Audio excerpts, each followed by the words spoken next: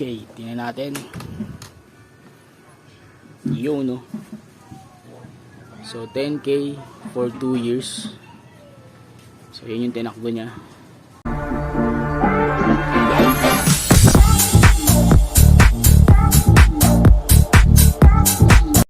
So good day mga master. So tayo ngayon ay merong vlog tungkol kay NMAX. Yan. Dahil siya ay 2 years na ngayon at 10,000 kilometer na ang tinakbo niya. Sakto. Okay, tingnan natin. Yun, no? So 10K for 2 years. So yun yung tinakbo niya. At dahil dyan, mag-change oil na rin tayo. At pakita ko na rin sa inyo yung tinakbo niyang kanyang oil. Yan, 3811. So ako, nag-change oil ako December 24, 25. Tingnan nyo na lang dyan sa screen. 2022. Until now, October 24 na ngayon. Bukas birthday ni NMAX, ni Redmax. Mag-change oil tayo. So ngayon pa lang ako mag-change oil from December 24 or 25, 2022 hanggang ngayong October 24, 2023. At ang gamit kong langis ay ADNOC Voyager. So yan, 3811 mula nung December 24, 2022 ang tinakbo niya. So check natin kung okay pa yung langis ni NMAX gamit ang ADNOC Voyager. So yan. And then since 2 years na to, tayo ngayon ay magre-review ng owner review tungkol sa NMAX version 2. Okay, non-ABS nga pala to. So yan siya. So legit, B-belt niya 10,000 ang tinakbo for 2 years. 2 years sakto.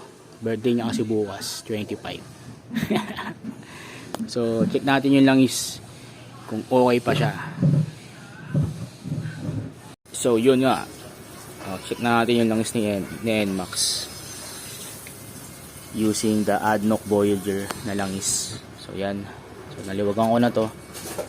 Tingnan natin kung okay pa yung langis ni ADNOC Voyager sa loob ng 10 months. Ayan. Tingnan natin.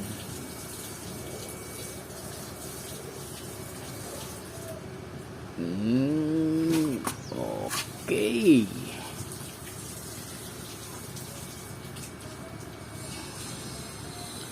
So you can see, medyo ma-brown pa siya. No? Ayan o, ma-brown pa yung kanyang langis. So hindi siya maitim. Napakahusay ng ADNOC Voyager, the virgin base oil. So yan, sa loob ng 10 months yan lang yung kanyang kulay. So from green to brown, tapos magiging pula, tapos magiging itim, diba? So kaya that's why hindi pa nag-oil indicator yung aking NMAX, kasi okay pa tong langis na to. So possible pwede pang maging 5,000 yung takbo nito bago magpalit. Pero hindi na natin gagawin yun, mag-change oil na tayo dahil 10,000 odo na si NMAX. Very good, ADNOC. Very nice. Balik na natin. Let's go.